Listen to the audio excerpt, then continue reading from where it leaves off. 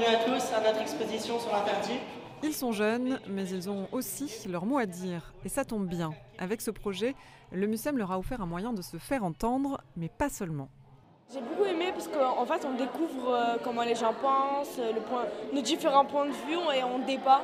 C'est très, ça change du travail de tous les jours. 7 mois de travail justement, des heures d'échange et de dialogue entre eux, leurs professeurs et l'équipe du MUSEM plus tard, l'exposition Oser l'interdit est née. Au total une trentaine d'œuvres exposées, puisées dans les collections du musée. Des choix parfois surprenants pour les adultes, parfois révélateurs pour les jeunes.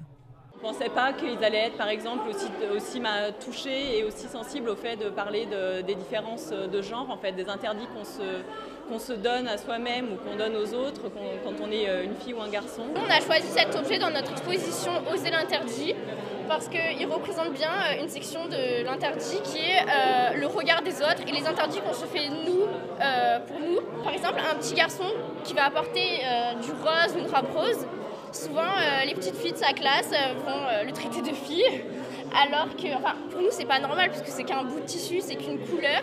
Et à quel point on peut se conditionner et se mettre dans des cases alors qu'il n'y a pas de raison. L'exposition Oser l'interdit est à voir gratuitement jusqu'au 26 juillet au Centre de conservation et de ressources du MUSEM dans le 3e arrondissement.